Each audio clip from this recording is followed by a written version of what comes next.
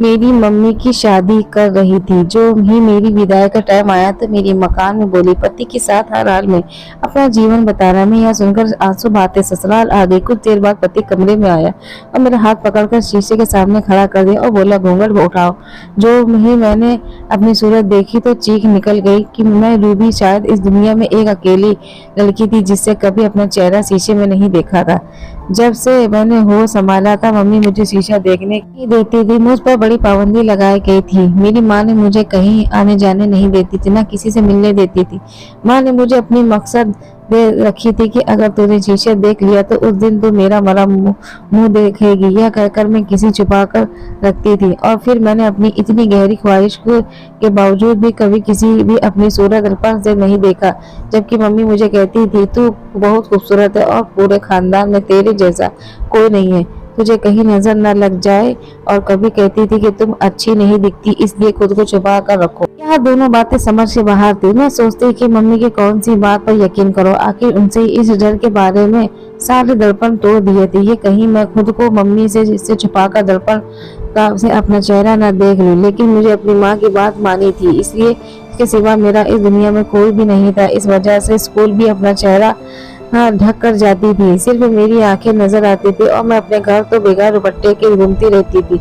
जब मैं बहुत छोटी थी तो जब सब मेरी तारीफ किया करते थे, मैं प्यारी हूँ। लेकिन जब से माँ ने पाबंदी लगाई थी, मैं सब बातें भूल गई थी। लेकिन आज जब जब खिड़की पर खड़ी होती तो नीचे सड़क पर आने जाने लोग मुझे मुड़ मुड़ देखा करते थे। अगर मैं सूरत होती तो उन लोगों को तो मुझे दूर भागना चाहिए था, ना कि किसी।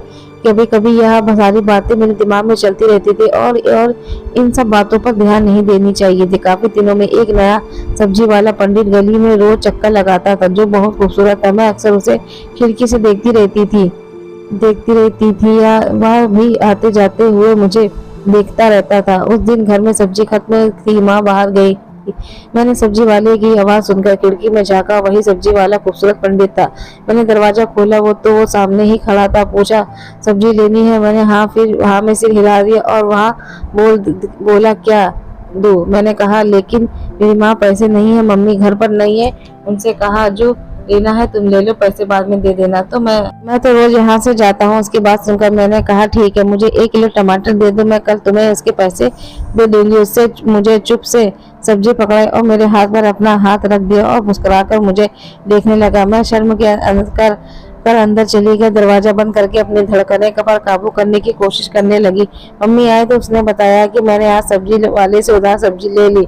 सब्जी बनाई है, पैसे दे दो, कल उसके दूंगी। उसने पैसे लेकर अपने पास रख लिया और सुबह का इंतजार करने लगी। दूसरे दिन जैसे ही उसने आवाज लगाई, मैं भागी। दरवाजा खोलकर उसकी तरफ पैसे बढ़ा दिए। मेरे हाथ को छूते हुए पैसे ले लिया, फिर जल्दी अंदर चली गई और खिड़की से ऊपर देखने लगी। सड़क पर एक बाबा जी आ रहा था, जो भगवान की दुआई देता रहा था। उसको देखकर मुझे बहुत डर लगने लगा। मैंने जल्दी खिड़की बंद कर दी और पंडित सब्जी वाले के बारे में सोचने लगे। जब अब अक्सर उससे सब्जी लिया करती थी, वह सब्जी देने के बहाने मेरे हाथों को छू लेता था।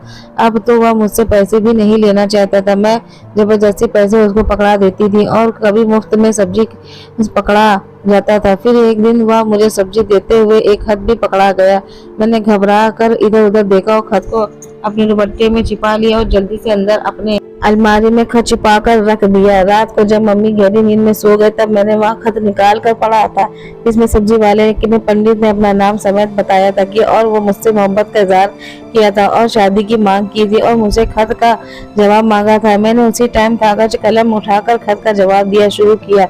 उसने कहा कि मेरा नाम रूबी है, मुझे भी तुम अच्छे लगते हो और मुझे तुमसे शादी करनी है, पर मुझे कोई एतराज नहीं होगा। खत लिखकर मैंने छुपा लिया कहीं कि मेरी माँ ने देख लिया और मैं बिस्तर पर लेट गई कि पंडित के बारे में सोचते सोचते चादर अपने मुंह पर खींच कर सो गई। अगले दिन मैं पोछा लगा रही थी तो सब्जी वाले की आवाज मेरे कानों में टकराई। तो तेज होती हुई धड़कनों को संभालते हुए खत लेकर दरवाजे पर गए। उसने अपनी सब्जी मेरी तरह बढ़ाई तो मैंने खत उसे दे दिया। उसी टाइम फिर से बाबा आता दिखाई दिया।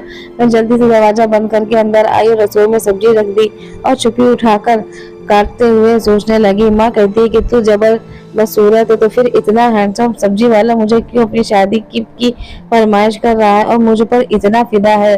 कहीं उसकी आंखें खराब तो नहीं है? इसी तरह अब वह रोज चलता रहा तो रोज मुझे वह सब्जी के पन्नी में खत पकड़ा देता, मैं भी अगले दिन उसे जवाब देती। इसी तरह हमारा प्यार का सिलसिला शुरू हो गया था। बीच में मैं उससे खत से पूछा करती थी कि तुम्हें कौन सी कैसा पसंद आई, तुम्हें मुझ उसमें क्या अच्छा लगा। वह लिखता, तुझे तुम्हारी हर अदा पसंद, तुम बहुत प्यारी हो। मैं तुम्हें तब से पसंद करता हूँ जब तुम खिड़की से झांकती हुई मुझे देखा करती थी। मैं अपनी मम्मी को रोज की बातें और रोक टोक सुनकर बहुत अनकंफर्टेबल महसूस करती थी। सब्जी वाले से मोहब्बत करके तो मेरे अंदर एक कॉन्फिडेंस जाग गया। एक दिन मोहल्ले में एक औरत मम्मी के पास बैठी थी और वह दोनों मेरे बारे में बात कर रहे थे। मैं रसोई की चाय बना रही थी। उनकी आवाज यहाँ तक कि सुनाई दे रही थी। मम्मी आंटी से कह रही थी कि मेरी बेटी जवान हो गई, उसके लिए कोई रिश्ता तुमने। मेरी माँ आह भर कर बोली, नहीं, मेरी बेटी रूबी से कौन शादी करेगा, मैंने नहीं करनी उसकी शादी वादी। मेरी माँ अपनी गर्दन हिलाते हुए बोली थी। आंटी ने कहा, क्यों, अच्छी भली है, ठीक ठाक तो दिखती है, रूबी में क्या कमी है, मिल जाएगा रिश्ता, आंटी ने कहा। और यह बातें सुनते हुए कि चाय की उबलता देखकर मेरा दिल भी जलने लगा। उसका मतलब मम्मी मेरी शादी नहीं करवाना चाहती थी। मैंने अपने दुपट्टे से अपने हंसते हुए आंसू पोंछे और चाय निकाल कर दोनों को दे दी। आई कभी कभी माँ की बातें मेरे दिल को चीर देती है। मैं सारी रात अपने दुख से रोती हुई सुबह उठकर काम करते हुए सब्जी वाले की आवाज कान में पड़ी तो मैं झाड़ू लगाते लगाते रुक गई और फिर से अपने काम पर लग गई। मेरा दिल ही नहीं किया कि मैं वहां जाकर सब्जी वाले पंडित के सामने जाऊं। ऐसे ही 2 दिन ही नहीं बल्कि तीसरे दिन वह तक दरवाजे के सामने खड़ा रहा, आवाजें लगाता रहा। मैं घर पर ही थी। मैंने दरवाजा खोलकर और कहा, सब्जी नहीं चाहिए, तुम जाओ। लेकिन वहां पास आया और शिकवा किया कि मैं क्यों नहीं आ रही थी दरवाजे पर। मैंने उसे कहा कि कोई फायदा नहीं, मम्मी हमारी शादी कभी नहीं होने देंगी, तुम मुझे भूल जाओ, मैं तुम्हारे हाथ जोड़ती हूँ। मैंने रोते हुए उसके सामने हाथ जोड़े तो वह नाराज होकर कहने लगा, शादी तो मैं तुमसे ही करूंगा, चाहे कुछ भी हो जाए। और वह बाबा को आता देख वहां अपना ठेला खींचता हुआ दूसरी गली में मुड़ गया। मैं अंदर आकर रोने लगी।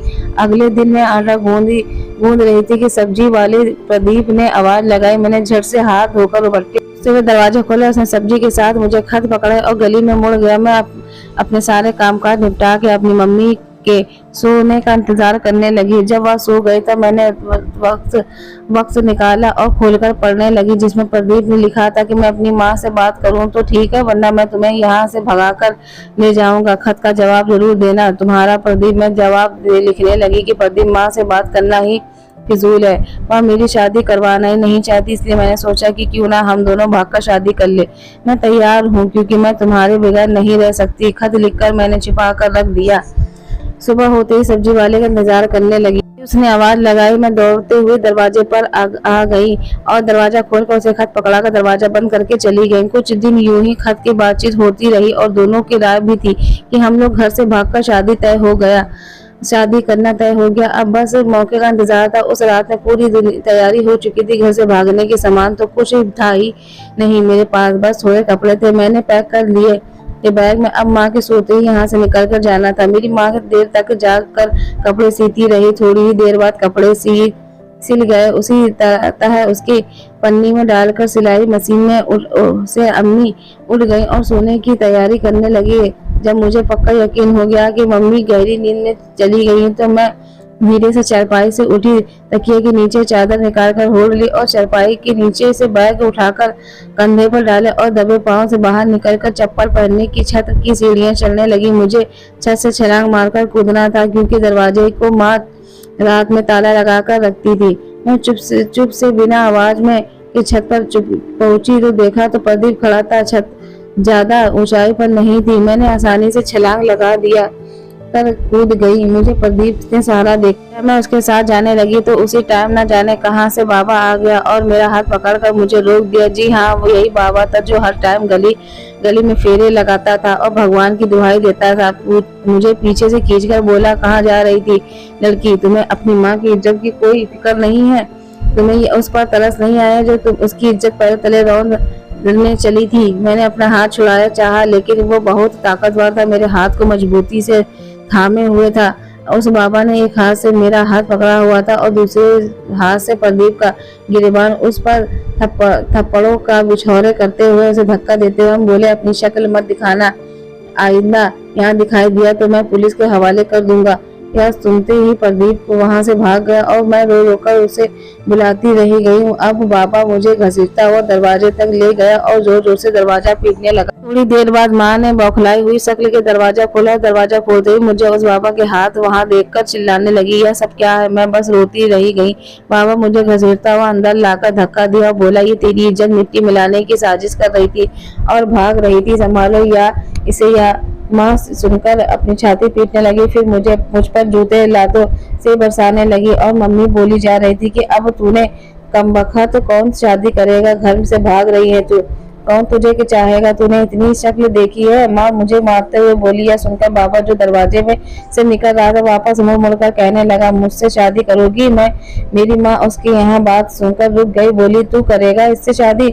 हाँ मैं करूंगा इससे शादी। वह कहने लगा, ठीक है, मुझे मंजूर है। माँ बोली, ठीक है, फिर अगले संडे को मैं इसे ब्याह कर ले जाऊंगा। यह कहकर चला गया। मैं बहुत रोई चिल्लाई। मम्मी ने पैर पकड़े कि मेरी शादी इस बाबा से ना करो, मगर नहीं मानी और हंसकर बोली कि कौन सा बाबा तुझसे शादी करेगा, तू देखना नहीं आएगा। जिस दिन संडे था मैं बहुत परेशान थी कि कहीं सचमुच बाबा ना आ जाए मुझसे शादी करने को। काफी टाइम बीत गया और वहां नहीं आया तो मैं खुश हो गई और भगवान की कृपा करने लगी। प्रदीप ने तो पलट कर भी मेरी खबर न ली। उसे झूठी मोहब्बत के दावे पर मुझे बहुत शर्म आ रही थी कि मैं क्यों उसकी बातों में आ गई कि अचानक दरवाजा खड़का। मैं चौंक गई। दरवाजे पर गई तो अच्छा खासा नौजवान एक बड़ा वहां खड़ा था, उसके साथ दो आदमी भी, और ये थे। माँ से कहने लगे कि वही बाबा हूँ जो उस दिन तुम्हें तुम्हारी बेटी के साथ शादी का वादा करके आया था। माँ खुश होकर उसको अंदर ले आई और इज्जत के साथ सबको बिठाया। मैं अभी तक हैरान थी कि वही बेढंगा बाबा है जो आज एक खूबसूरत नौजवान की शक्ल में मेरे सामने है। थोड़ी देर में मेरा उसके साथ शादी होने वाला था। फिर आंसू बहाते ससुराल आ गई। कुछ देर बाद मेरा पति कमरे में आया और मुझसे हाथ से घसीटता हुआ शीशे के सामने खड़ा कर दिया। बोला, घूंघट उठाओ। जो ही मैंने अपनी सूरत देखी तो चीख निकल गई। मैं वहां से जल्दी पीछे हटी। मुझ पर कपकपाती सवार हो गई तो माँ सच कहती थी, मेरी शक्ल कितनी खतरनाक जानवर जैसी थी। मेरा पति मुझे चुप करवा रहा था और बोला कि जो तुम देख रही हो वही हकीकत के साय है जो तुम पर बीता है। मैं उस खतरनाक घटनाओं से गुजर चुका हूँ। मैंने चौंक कर उसकी तरफ देखा और पूछा, कैसे? वह बोला, उसका जवाब तुम्हारी माँ के पास है, मैं तुम्हें उसके पास ले चलता हूँ। वह मुझे उसी टाइम वापस मम्मी के पास ले आया और बोला कि तुम्हारी बेटी के जानवर जैसी शक्ल के पीछे का क्या राज है। आज तुम राज से पर्दा हटा दो, अपनी बेटी को सब बता दो। माँ रोने लगी और कहने लगी शुरू किया कि मेरी माँ जादू टोने में बहुत माहिर थी। मैंने बचपन से ही उन्हें जादू टोना करते हुए देखा था। वह किसी पहुंचे हुए बाबा के पास जाती थी सीखने वहां से आकर अपने घर पर यह सब किया करती थी। मेरा पापा किसी औरत के चक्कर में था, इस वजह से मेरी माँ उन दोनों पर जादू टोना किया करती थी ताकि वह दोनों एक दूसरे का पीछा छोड़ दे। मेरी मम्मी बहुत ज्यादा जादू टोना सीख गई थी। अड़ोस पड़ोस की औरतें की समस्याओं को जादू टोना से हल कर देती थी और भूत चुड़ैल को भगा दिया करती थी। एक तरह से उन्होंने एक शैतानी भूत चुड़ैल को अपना साथी बना लिया था और तो जादू टोना करवाने आती मम्मी को पैसे देकर चली जाती। एक दिन एक औरत माँ के पास आई और वहाँ कहा कि मेरी बेटी की शादी होने वाली थी। उस आदमी ने यहाँ पहली बीवी की औलाद नहीं है हुई तो उसने मेरी बेटी से रिश्ता करवा लिया था, लेकिन वह औरत अब अचानक से प्रेग्नेंट हो गई है। अब उस आदमी ने मेरी बेटी से अपना रिश्ता तोड़ दिया। कुछ ऐसा कर के वो औरत वहां से चली जाए और मेरी बेटी का घर बस जाए। मेरी माँ इस बात को नहीं मान रही थी कि यह गलत बात है, लेकिन वह दोनों मेरे माँ के पीछे पड़ गए और बहुत ढेर सारे पैसे की लालच देने लगे।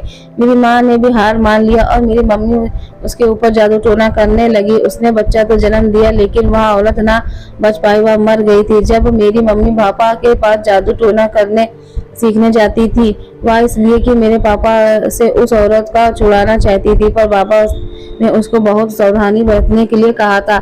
अगर इसमें तुमने थोड़ी सी भी लापरवाही की तो यह जादू तुमको उल्टा भी पड़ सकता है। जादू कुछ ऐसा था कि जादू करने से वह औरत मेरे पापा का पीछा छोड़ देती है। उस औरत को मेरे पापा से जानवर की शक्ल नजर आएगी और उससे नफरत करने लगेगी और उसका पीछा छोड़ देगी। यह जादू तुम्हें 40 दिन तक करना होगा। ध्यान रहे यह जादू उल्टा भी हो सकता है। मेरी माँ के साथ भी यही हुआ। रोज पापा के घर से जाने के बाद यह टुटका करती और आग जलाकर उसमें कुछ फेंकती थी और जलने के टाइम कुछ मंत्र भी पढ़ती थी कि ताबीज जलाने के बाद मंत्र पढ़ने लगी तो मंत्र में कुछ शब्द भूल गई। आंखें बंद करके याद करने की कोशिश करते हुए बार बार वही मंत्र दोहराए जा रही थी और कुछ गलत शब्द पढ़ दिया जिससे आग बुझ गई और मंत्र उल्टा पड़ गया। उसे बहुत घबराहट होने लगी, कांपने लगी कि यह क्या हो गया। तो मैं तो रोज यह मंत्र पढ़ती थी, तो आज क्या हो गया। मैंने जल्दी उठकर शीशे में अपनी शक्ल देखी तो भगवान की कृपा से मेरी शक्ल तो नहीं बिगड़ी थी और पीछे मुड़कर देखा तो वह खड़ी थी। मुझे देखकर जो माँ जोर से चीख मारी, वह बहुत डर गई, रोने लगी और मेरी बेटी को क्या हो गया और समझ गई कि मेरा जादू उल्टा पड़ गया और वह जादू टोना मेरी बेटी पर पड़ा है। और जब से ही मेरे पापा वापस नहीं आए, इसी औरत से शादी करके उसके साथ रहने लगे। से माँ ने जादू टोना इन सब को छोड़कर भगवान से माफी मांगी। तब से उनसे सारे शीशे तोड़ दिए कि मैं खुद को ना देख पाऊं।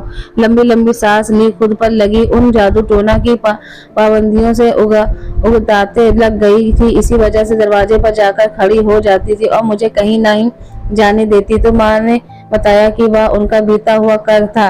मैं जादू टोना करती थी। एक दिन उसका शिकार उल्टा पड़ गया और मेरी बेटी की शक्ल बिगड़ गई। मैंने उस औरत पर गलत टुटके करके उसे मार डाला और वह प्रेग्नेंट थी, लेकिन उसका बच्चा बच गया। वह खुद मर गई, उसकी सजा मुझे मिली है। वह शर्मिंदगी होकर तबाह हो गई। यह सुनकर मैं गम में हो गई और मेरा पति बोला, जानती हो वह औरत कौन थी? मेरी माँ थी जिसकी तुमने मार डाला। माँ और मैं हैरानी से उसको तक में लगे और कहता रहा कि उस जादू टोने ने मेरी माँ तो मुझे जन्म देकर मर गई, मगर मेरी शक्ल मेरी भयानक जानवर जैसी देखती थी और मेरी तरफ देखकर बोला, तुम सिर्फ अपनी माँ को और अपने आप को ही खूबसूरत दिखाई देती हो, दूसरे लोगों को नहीं। जबकि मैं सबको ये सबसे ही सब खूबसूरत दिखाई देता था। सबको मुझे देखकर डर जाते थे, लेकिन लोग भी आते थे कि मुझ पर। मैं थोड़ा बड़ा हुआ तो किसी माता के दरबार में जाकर बैठ गया, वहाँ के काम काज करने लगा। वहाँ एक बहुत पहुँचे हुए बाबा थे। वह मुझसे बहुत प्यार करते थे। रोज बहुत मुझे पर मंत्र पढ़ते थे और पानी मुझे पिलाते थे। मुझे कई जादू टोने से उन्होंने आजाद कराया था। वह दिन रात पढ़ते रहते तुम पर। किसी औरत ने गलत जादू टोना से मुझे भी नुकसान पहुंचा था और उनकी बेटी को भी तुम पर यह जादू टोना पड़ेगा तो उनकी शैतानी जादू टोना खत्म हो जाएगी। फिर दिन रात वह मैं पढ़ने लगा और बाबा के मंत्र से अपने ऊपर झाड़ा लगवाने लगा और हर वक्त भगवान को याद करता रहा। एक दिन मेरे भगवान ने मेरी सुन ली और उस जादू का मुझ पर असर खत्म हो गया। मैं लोगों को पकड़कर पूछता हूँ कि कैसा दिखता हूँ, कि तुम बहुत हैंडसम दिखते हो। मैं जितना अपने भगवान की कृपा करता हूँ। फिर एक दिन मैंने अपने मोहल्ले में अपने घर वापस आ गया और सबको यह किस्सा सुनाया तो उन लोगों ने बताया कि फला औरत का जादू टोना करवाती थी बहुत पहले, अब उसने वह काम छोड़ दिया। मैं तुम्हारे घर तक पहुँच गया तुमसे पूछने की तुमने ऐसा क्यों किया, लेकिन वहाँ देखा कि तुम्हारी बेटी रोज सब्जी वाले से बातें करती और वह खत लेती और देती। यह लोग घर में भागाना चाहते थे। मुझे यह सब बिल्कुल भी अच्छा नहीं लगा। अपने होते हुए यह सब होने दूं, इसलिए उस रात ने मैंने तुम्हारे घर के बाहर पहरे दे रहा था और उसको भागने के लिए रोका। उसने सारा किस्सा सुनाया तो मेरी माँ पैरों में गिरकर उसने माफिया मांगने लगी। वह बोली, मेरी शक्ल ठीक हो गई है, मैंने तुम्हें माफ किया, लेकिन मैं चाहता था तुम अपनी बेटी को सब बताओ। यह सब सुनकर इतना बोली, माँ तुम ठीक कहती थी, मेरी शक्ल वाकई बहुत बुरी है, मेरी किसी बदसूरत जानवर जैसी। वह रोते हुए बोली, नहीं रूबी, मेरे पति कैलाश कहने लगा, तुम खूबसूरत दिखाई देती हो, सिर्फ तुमको और तुम्हारी माँ को भयानक जानवर जैसी लगती हो। लेकिन तुम फिक्र ना करो, मैं तुम्हें भी माता के दरबार में लेकर जाऊंगा, तुम ठीक हो जाओगी। मैं और मेरी माँ उसके माफी मांगने लगे और मुझे वहाँ माता के दरबार ले गया। वहाँ पर बाबा से उसके मुझे मंत्र पढ़वाए और पानी पढ़कर पिलाया तो मैं भी ठीक होने लगी। बाबा ने बताया कि अब तुम घर जा सकती हो और इस जादू टोने का असर तुम लोगों पर से एकदम खत्म हो गया है। हम दोनों खुशी खुशी घर आ गए और भगवान की कृपा की और अपने कारोबार में लग गए। सुबह उठकर मुंह धोकर बाहर निकली तो मेरी नजर शीशे पर पड़ी। शीशे पे एक खूबसूरत लड़की नजर आई। मैं शीशे के बिल्कुल करीब आई और खुद को गौर से देखने लगी। अब मुझे यकीन आ गया था कि एक प्यारी सी लड़की मैं हूँ। रूबी दोस्तों, ये कहानी लगी तो कहानी मुझे कमेंट जरूर के बताइएगा। Thank you for watching live and subscribe my channel. धन्यवाद।